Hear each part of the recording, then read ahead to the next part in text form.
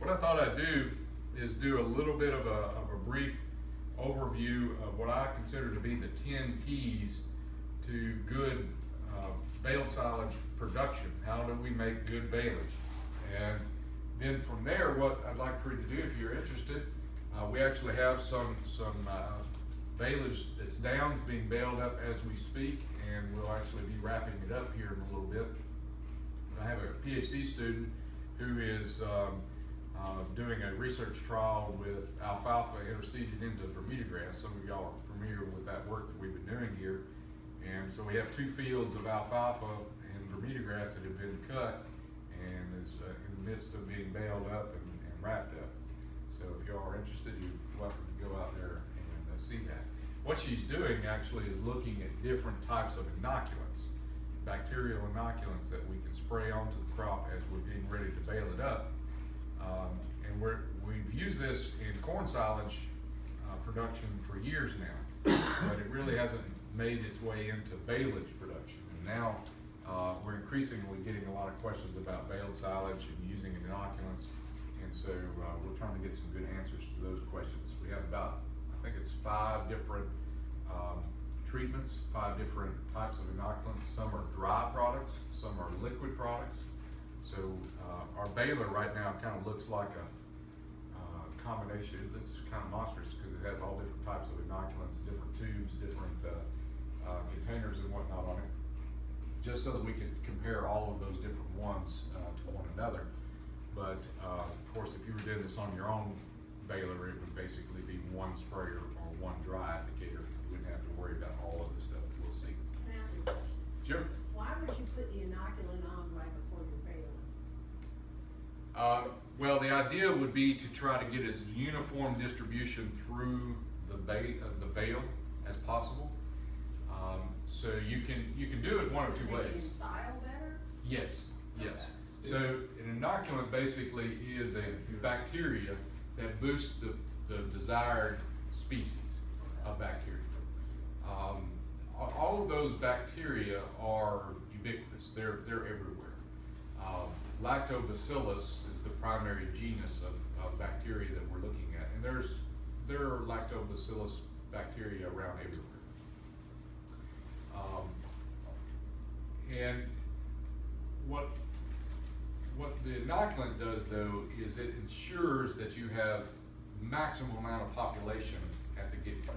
Rather than waiting for that bacterial population to build up, you start with a high population, and the fermentation immediately begins, and the pH drops real quickly. You have less dry matter loss. It's more stable more quickly, and with certain of these products, we have a second type of bacteria, one called Lactobacillus butyrici, and what it actually does is create a different type of acid. It's actually acetic acid, the same acid that's in vinegar, okay?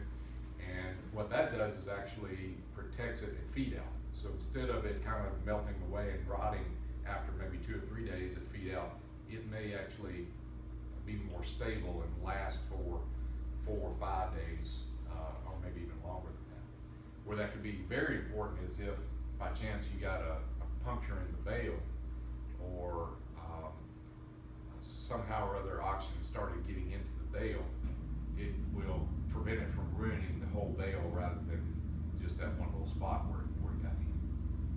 So we're excited to see if this translates. We've seen good success in mini silos, basically experimental lab-based kinds of experiments. Now we're ramping that up to the field, and hoping that we'll see those same kind of successes there as well. Some good work out of Florida indicating that we probably will see some good benefit from that. So let's talk a little bit about the keys that I think really are important for us for making good baleage. And the very first one, and probably the one that most folks make the mistake of from the get-go here. Ooh, let's see. Y'all still all right back there? Is actually trying to cut down too much at one time. If you're used to making hay, you know, you might cut down 20, 25 acres at a time, and you've got the capacity to bale all that, and you don't have to be in any hurry necessarily to move those bales out of the hayfield. You want to do it within 2 or 3 days, obviously, but you don't have to do it all that same day. But with baleage, what you really need to understand is that everything needs to be baled and wrapped all in the same day. In fact, I'll go ahead and put all this in at one time. The bales ideally should be wrapped within about 4 hours of being baled, right? Absolutely within 12 hours, because otherwise it will start heating up, it will get really hot, and actually those bales will deform, and they start looking more like eggs rather than cylinders, right? So it's really hard to wrap an egg with plastic. It's much easier to wrap one of these bales that comes out nice and uniform right out of the baler. So when you're cutting this down, you kind of have to work backward from what can you bale and wrap in a single day. So you need to work backwards from that point, and then that's how much you cut down. Now, from here on out through the rest of the season, for the most part, we'll be able to cut mid-afternoon on one day, and then start baling by midday the next day. So the stuff that's out there being baled up right now was cut yesterday afternoon about 1 o'clock. And it's already at that target moisture. Everything is good to go on that. But you know, depending on the weather, we've had really good drying conditions the last day and a half, basically because the relative humidity has been relatively low. So, and we've had pretty decent temperatures and a little bit of air movement through. So it's wilted down pretty considerably. I'll talk more about moisture here in just a moment as to how that fits in. There are machines out there now that are baling and wrapping all in the same machine. Now, those get pretty pricey, obviously, but we do have a handful of those in the state now. In fact, this is one of them, I believe. So there's a few of those out there that instantaneously wrap it as soon as it comes out of the baler. Most of those guys are going to be custom operators, though. Now, the bale wrapper is often the rate limiting step here. It is the bottleneck in this whole operation. Now, there are all different sorts of bale wrappers out there. There are individual bale wrappers that load its own, and it's got a little tailgate to let it down easy. There are some where you actually have to load it up onto the platform. We actually have one of those down at Eatonton. Then you have the inline wrappers. We have one similar to this that we'll see a little later on today if you're interested. That you put that bale up on a platform, it triggers it to start wrapping, and it pushes its way forward. Some are 3-point hitch mounted, some are 3-point hitch mounted, but they're actually based on the ground here. This is one that actually wraps the large rectangular bales. And then you even have some real simple designs like this one, which is just basically rotating that bale around this way, and somebody has to go along and hold that plastic by hand and run it up and down the side of that bale, and then you slam the bales together to get them to make a line. But they vary not only in cost, but also in the labor that's required to run something like this compared to something like this. The speed at which you can wrap bales. And we'll talk about some of that in just a moment, the volume of bales that you can really push through there. So many folks are interested in trying to look at ways of making this pencil out, and we'll talk toward the end here about economics. But one of the things that's important, I think, to keep in mind is that there's an opportunity not only to own your own equipment, but also do some custom power work. You know, there's a lot of folks out there that have their own equipment and they do their own work, but then they also do a little bit on the side for others as well. Most of those who kind of got into it here in Oconee County, just based on my observations, have been folks that have started with somebody else coming in and wrapping their bales for them, and maybe they've gotten big enough over time to do their own. The moisture, though, is where it really comes down to be, is this going to be making silage, or are we going to try to dry it on down to make hay? because at a certain point, if we drop below about 40% moisture, it's not really going to ferment very well. You've got to have moisture there for those bacteria to be able to pull sugars out of that crop and ferment it and turn it into lactic acid or acetic acid or one of the organic acids to drop the pH. The whole process here of fermentation, the whole point of it is to drop the pH, because dropping the pH makes it stable. It keeps it very, very stable. And if you don't have good fermentation, you're not going to get that pH drop. So you got to have that moisture there, not only for it to be able to extract the sugars and the carbohydrates to be able to ferment it, but also so that the bacteria can move around a little bit.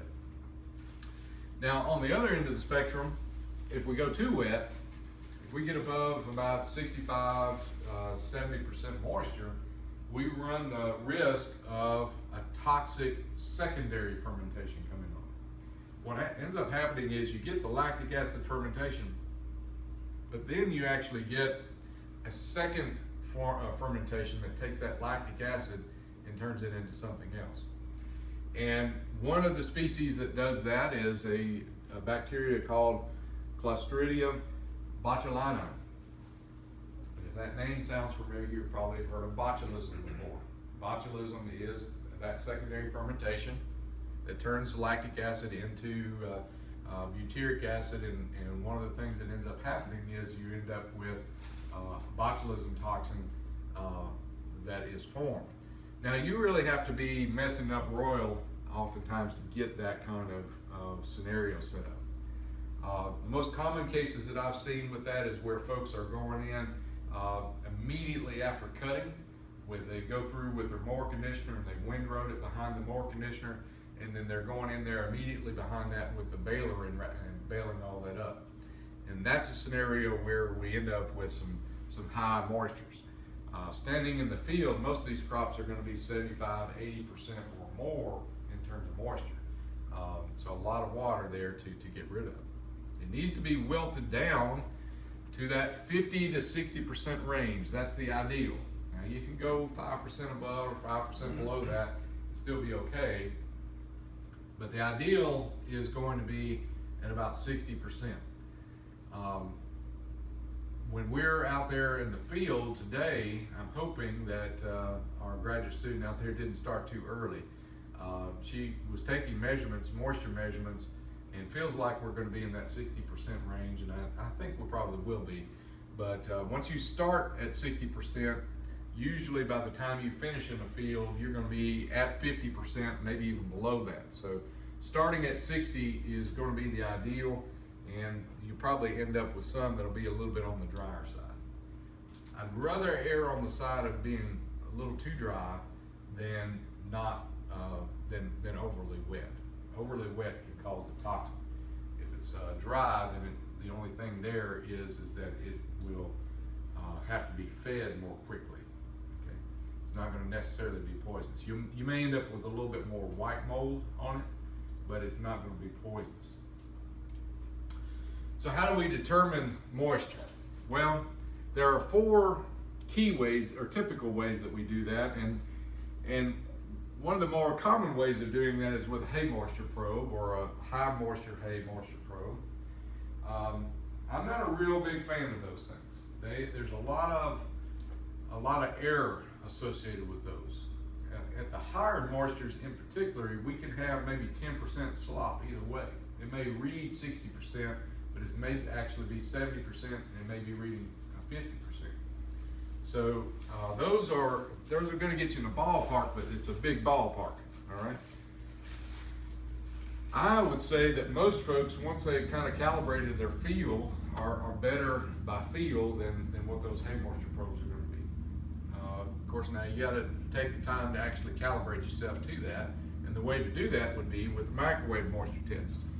Microwave moisture test can be done pretty easily. Here's actually the instructions on that, where you basically take a known amount of forage, you put it into a microwave safe container, a bowl, a Rubbermaid bowl or something like that, and you put it into the dryer, and 2 or 3 minute spurts there in the microwave, and you dry it down until it reaches a stable weight.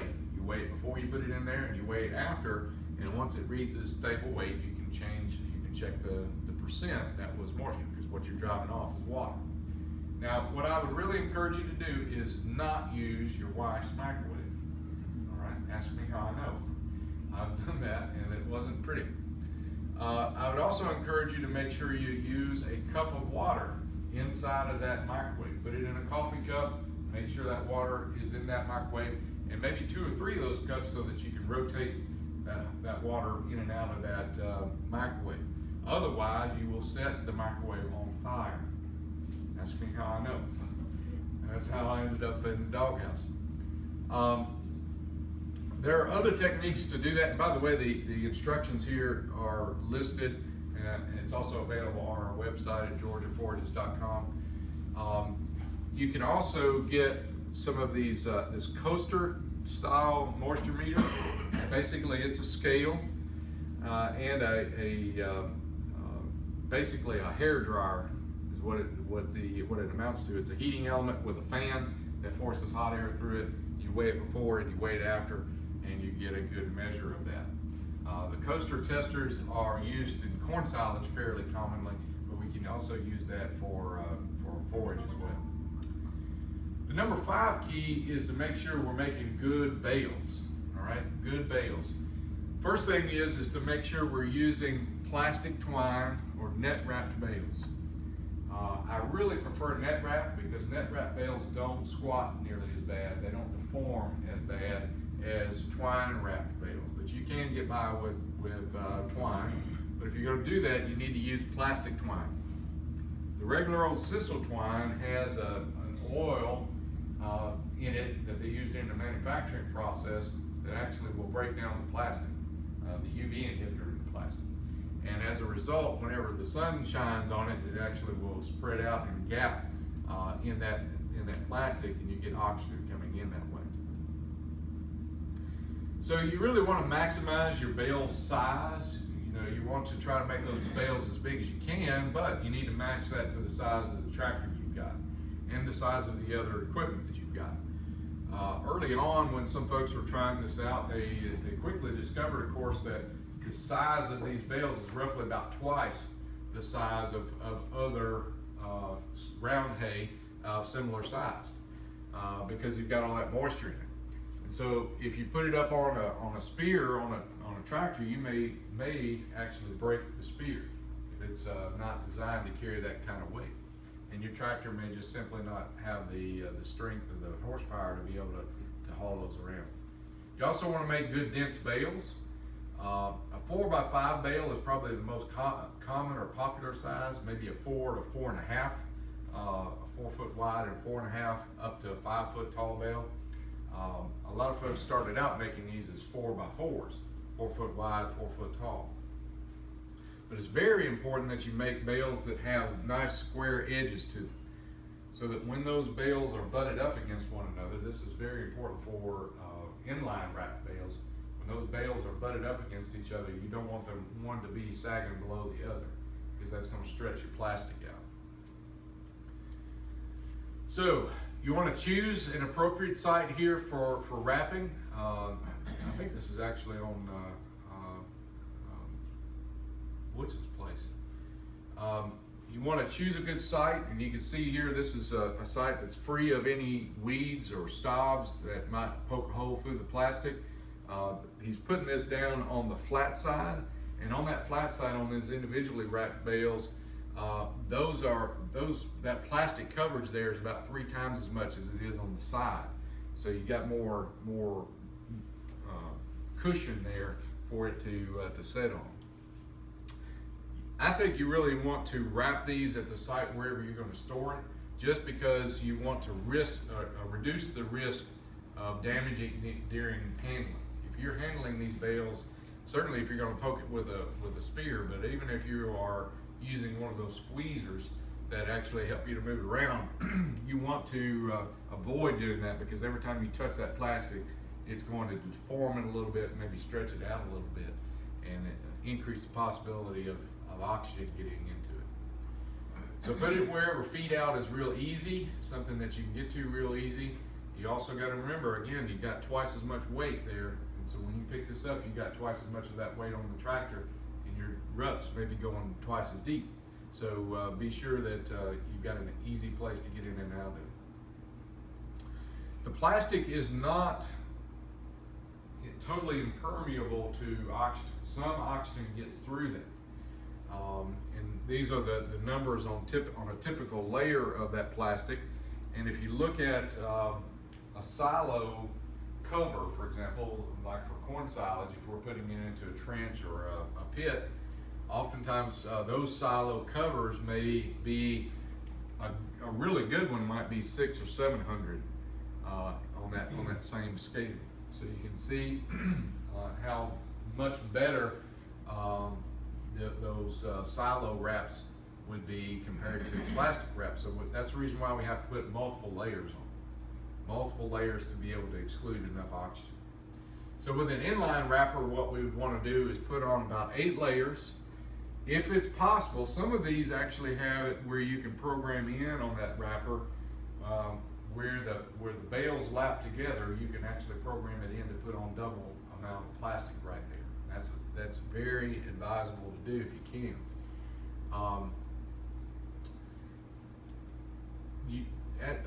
In this particular case, there's 2 rollers here that's actually putting it on. There's one up here on the top and there's one on the bottom that you can't see.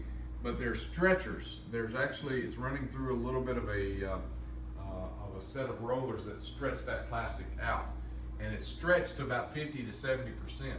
So it's not just the fact that it's being stretched over the top of that bale, but it's also being stretched out so that you're getting a good, strong stick to the previous layer. So the key here is always to make sure and put that tacky side toward the bale. Make sure that tacky side of that wrap is toward the bale, so each successive lap will glue itself down to the next one. Something like this one, you can bale about 60 bales an hour is doing pretty good. You have to be really, really good at unloading a wagon and loading up that baler to get 80 plus an hour. It has to be really operating fast to get that high. But that's what the manufacturer claims, so I'll put it in there.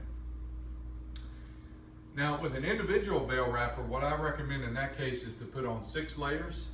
It only puts on 2 layers at a time.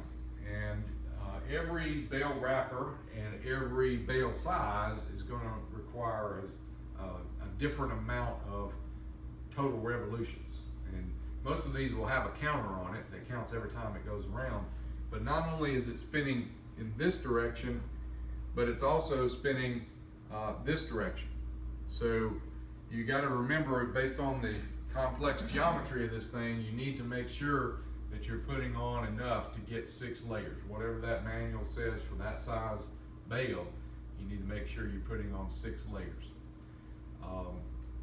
If we're feeding this real quickly, just within the next few days or within the next few months, 4 layers will be okay for something less than about a 3-month storage time. Okay, you can get by with 4 layers there. But if you do something longer than that, if you're planning on making some now that you're going to feed out this fall, you need to be putting on about 6 layers if at all possible. One of these wrappers will get you 15 to 30 bales an hour. This is actually me 20 plus years ago now, during my master's research, where we were looking at the amount of plastic that needed to go on these. And I think my record still stands at about 30 or 31 bales an hour on an individual bale wrapper. And that's really doing well. It's hard to get up to that level. Here's an example of how this stuff feeds out at different layers of plastic. And this is from my research, from my master's research. This was good quality alfalfa hay. And this was alfalfa silage wrapped with 6 layers, 2 layers, and 4 layers. And you can tell how the cattle have voted here. They have determined what they really like. And what we did here is we had cows out there that we put out 4 different bales, and we would let them have access to it for 5 days. We'd wait before and wait after to see how much they actually consumed. We'd also clean up anything that fell out, measure any refusals or loss. And basically what we found is that the 6 layer, it was preferred. The 4 layers would be consumed once they started running out of the 6 layer. They didn't really like that 2 layer at all, and they wouldn't even touch that hay unless they absolutely had to. Okay? Now, one interesting thing is that the first 5 days period, the first period that we did this, they hammered the hay, but they didn't hardly touch the silage until the last day or 2. They had to learn that they liked it. But once they learn that they liked it, they will literally lick the ground where this stuff has been. Okay, they love it. It doesn't take long for them to figure it out. In fact, I was telling the story last night. When I first started out as a county agent, Monty, back in Kentucky, this was 20 plus years ago now. But I did I worked with one of the farmers there and had him make up some Baleage bales. There's about 20 of them that he made up. This happened to be fescue. And it was, he started feeding right around 1st of November. Well, he quickly ran out of those 20 bales. And I ran into his wife at Walmart, and she was just irate with me. She said, I got a bone to pick with you. Well, what did I do? And she says, he fed those Baleage bales, and we feed right behind the house. And now it's Thanksgiving, and those cows are keeping me up all night long bawling because they're standing at the gate wanting that Baleage back instead of the hay that we're feeding them. And so you need to make sure you're feeding this appropriately to when they want it. So feed it in an appropriate way. Match the quality that you're producing here with the animals that need that quality. If you're making really good late vegetative ryegrass Baleage, there's no sense feeding that to dry cows. I mean, that's way too much nutrition for a dry cow. It's something that even for a lactating beef cow is something that you should treat as a supplement, as a little sweet feed of some sort. I always think of using a ring feeder or a cone feeder for any type of hay or Baleage is appropriate, but especially with something that's of higher value like this. Now, they don't tend to bed down in this stuff very much, but they will tromp it a little bit if you don't protect it. Now, we have had great success with a bale feeder system, and some of y'all probably have seen the Hustler bale feeder that we have here. There are others. I think Haybuster makes one, Tube Line makes one. That's a bale feeder. And I really like feeding hay that way. It's a very convenient way of getting that out there, and you spread the damage of the hoof traffic across the pasture, and the loss with Baleage, because they are so readily consuming. The loss from that stuff is just negligible. There's very little loss from Baleage when we feed it out that way. We can even use these in mixed rations. Some of the dairymen now are mixing these. They'll have balers actually that have knives in them.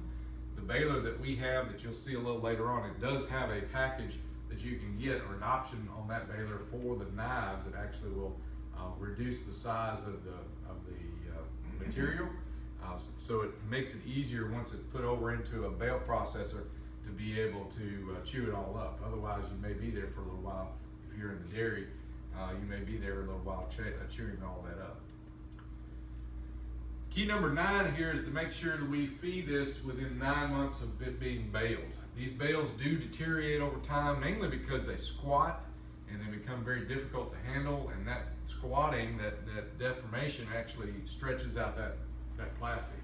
So be aware that that's going to occur, and you will know it when you get up to one that has sit there a little too long. It has a distinctive putrid smell to it, and the animal performance on that, the animal acceptance of that is going to be very low. They're not going to want to eat very much of that.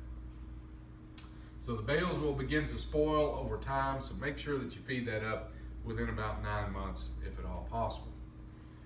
As soon as it's exposed to oxygen, within just a matter of hours, the pH of that material starts to rise. This is an indication of a symptom of spoilage. And almost within a matter of hours, you're going to start seeing that spoilage start to occur. The pH here, we want that pH to be about 5 or below, if at all possible. And the lower it goes, the longer that we'll be able to feed it out without any spoilage. But just be aware that if you're feeding this out in a normal beef cattle operation, you need to be feeding a bale every day. All right, feed a bale every day. This is not something that you need to be feeding a bale today and then coming back a couple days later and feeding another bale, because it will sit there and spoil. Not only that, on the bale that's being fed, but it's also that oxygen is getting to the next bale that's in line in one of these inline wrapper bales.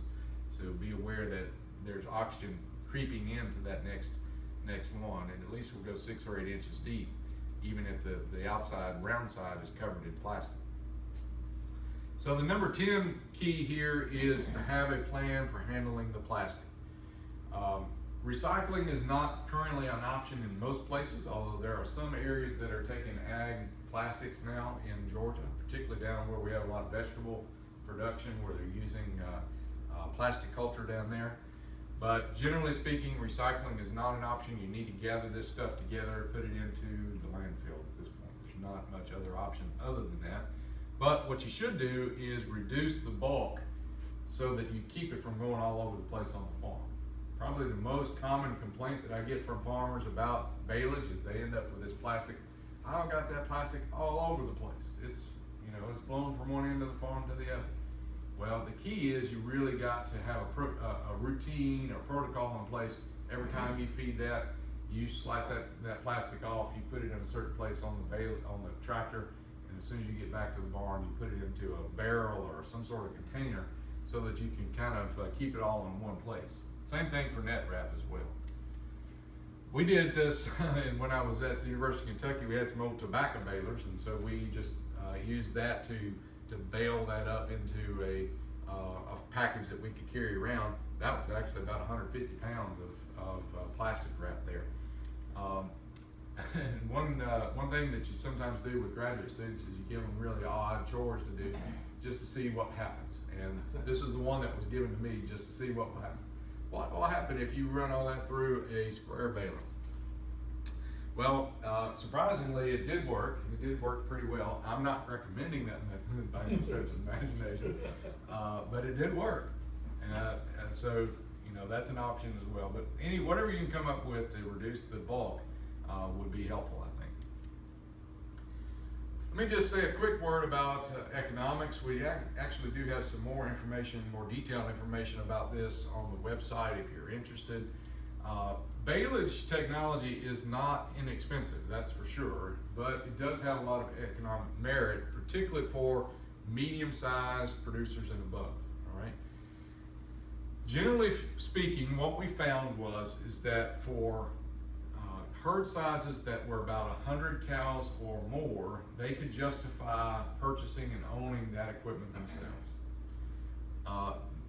Most of the smaller operators than that are able to justify it from a standpoint of having someone do it on a custom hire basis.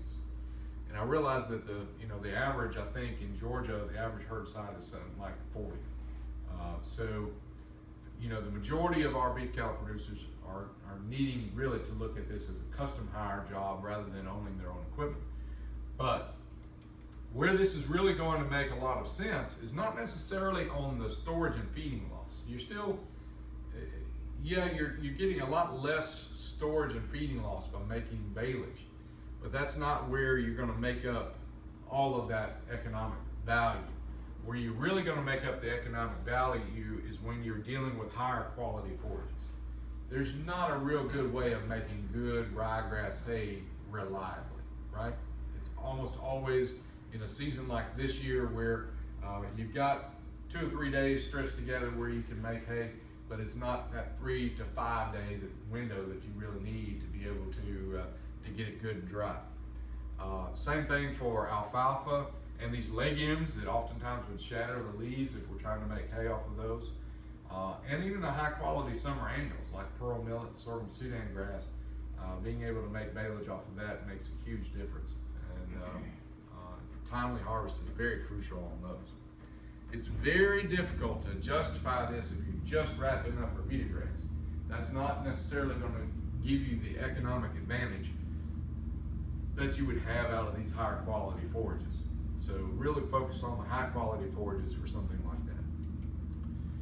So here are a few more resources that are available on the website. A couple that were written when I was at the University of Georgia and then one that was actually written while I was at the University of Kentucky, and is published there by my counterparts there at the University of Kentucky on baling forage crops for silage. Another great resource there as well. So, questions or comments or emotional outbursts before we go field? Ms. Amy? You were talking about it typically being too wet when you were baling behind the mower conditioner. Do you typically tether the hay out and then rake it? That's a good question. So normally what we would do in a scenario like that, like right now, our drying rate is such that it's about as, we're probably not going to have it drying down so fast that we can do it just in a matter of hours. We're going to have to wilt it overnight and through most of the morning before about midday, and then start doing that. So right now what I would do is with that mower conditioner, I would make a wide swath, and then about midday on the next day I would rake it up and then follow in behind that with the baler as soon as possible.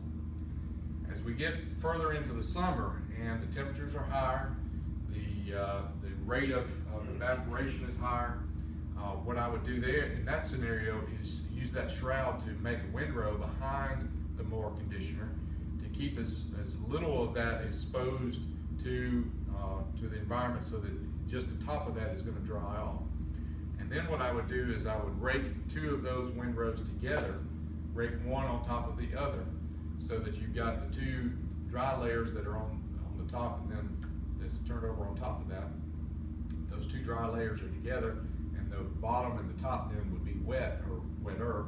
And as that goes into the bale and gets rolled up, then you've got it will equilibrate in the bale. It will that moisture will make it even across that whole swath, and that way you don't lose too much moisture. If you were to wide that swath out in the summer months, you may actually take a chance on it drying down too fast. Are you using a rotary rake or? Here what we're using is a wheel rake. Here what we're using is a wheel rake. I think that's what they use here. I like the rotary rake though. If I had my druthers, that's what I would get. Now they're a little bit more pricey, but they do a better job, particularly with anything that might shatter leaves. Does a better job of delivering that over. And it operates much faster than the old parallel bar rake does. Parallel bar rake does a great job of keeping the leaves on too, but it's slow. The advantage of the wheel rake is it's fast, but you lose a lot of material with the wheel rake compared to a rotary rake. Other questions? Yes. I was told that the way to say you're putting 7.5 to 8 layers on an inline machine is that if the two are, as it's laying it down, 4 inches apart. Yep. From the edges. Yep, that's about right. So those rolls are 30 inches wide. Okay, the roll itself is 30 inches wide, and to determine how many layers you're putting on, if you measure in between your last wrap and the wrap that you're just putting on, how many inches fall in between that, take that number and divide 30 by that number, you'll get how many layers that you're putting on there. And I can't do that kind of math in my head, but 4 inches would be roughly that 7.5 range that you're shooting for. For 8 layers, it'd be slightly less than that, but you'd be right in that ballpark. Is there any issues of feeding straight baleage versus, some dry hay mixed in? Any problem with feeding straight baleage versus mixing in some dry hay or anything like that? Well, I got to give you the extension answer. It depends. All right. So with most ryegrass, most of the things that we'll be making baleage off of, you could feed it straight and there wouldn't be any problem whatsoever. Okay. However, there are occasions where we make some absolute straight up rocket fuel, stuff that is so digestible that it will just rocket through it. and you know, you don't want to be 20 feet behind any of those animals, right? The issue is that it can get so fast going through that you're not really utilizing that forage to its full advantage. And so in that case, some folks will feed a day of hay, and then they'll feed a day of baleage, and they'll flip-flop back and forth between the two. Now, on the day that they feed hay, cows aren't very happy with them. You know, they've had to eat salad that day instead of eating steak, you know. So they won't eat as much of it, but the animals are pretty cagey, and they'll self-regulate their cells. They know if they've got the squirts, that's not desirable for them either, and so they will self-regulate. So a fairly common thing is, for example, if we're stockpiling fescue or stockpiling Bermuda grass and feeding baleage with that kind of as a supplement, as a sweet feed supplement to go with that, they'll self-regulate. They'll eat a little bit of that higher fiber stockpile grass, as well as that high energy baleage as well. We do that with alfalfa baleage here. How about crabgrass? Crabgrass? Yeah. Crabgrass makes one of the best types of summer annual baleage. It really makes good quality baleage. And in fact, you know, it's hard to make hay off of crabgrass. It's harder to dry down than Bermuda grass is. But making baleage off of that stuff is much better quality than what you get out of Bermuda grass. It has more soluble sugars, and it's more digestible as well.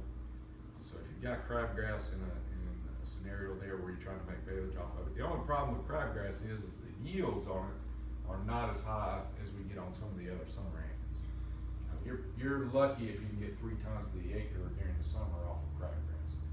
How about the new style crabgrass planting there? Yeah, even with those advanced varieties, that's about as good as you're going to get. It's about 3 to 4 tons. But I'll tell you, we've had great success grazing it. We've done some grazing work with it down in Edenton. We mixed it with pearl millet and crabgrass together. Red River was the variety that we used. I just got in yesterday, as a matter of fact, 100 pounds of Mojo, which is the latest one out there. It's actually coated Bermuda grass. It has a seed coating on it. It makes it flow a lot easier. It makes it easier to plant.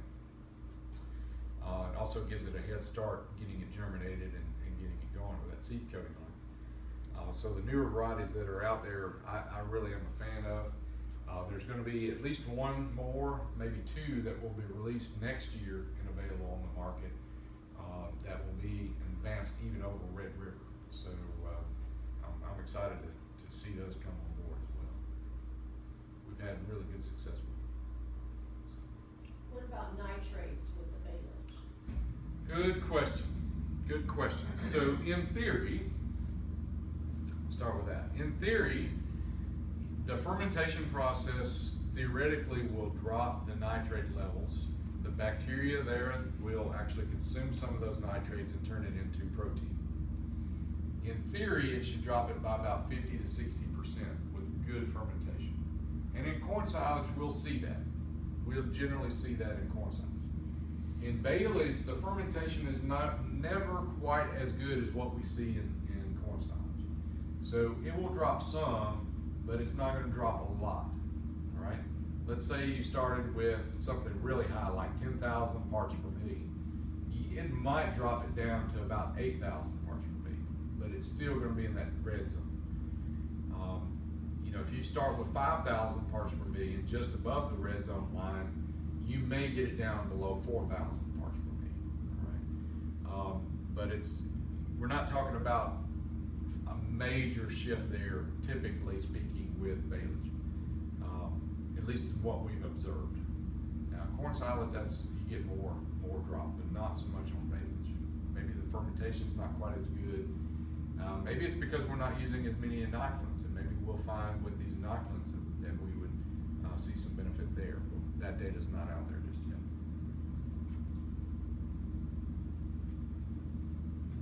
How long does it take for the fermentation once you wrap the bales to?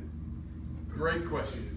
Great question. I'm glad you asked that. I meant to mention that earlier in a different section.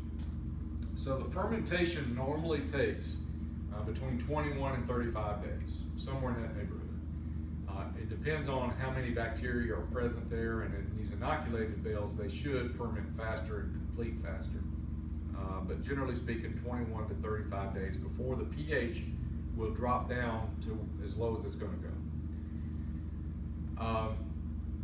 That does not mean necessarily, though, that you can't feed that material.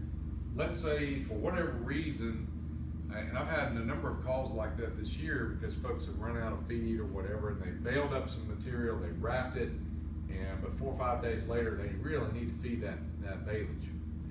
Can it be fed? Well, it can, as long as it's that fermentation is still going on, that bacterial action is still occurring, and it's not stable yet, though. Until that pH drops below about 5, you're really dealing with something that's quite unstable. And if you open it up and expose it to oxygen, you'll get that increase in pH that I was talking about earlier that indicates spoilage. So you can feed it quickly after you've wrapped it, but you have to really feed it fast. It needs to be consumed within a 6 or 8 hour time frame, if at all possible.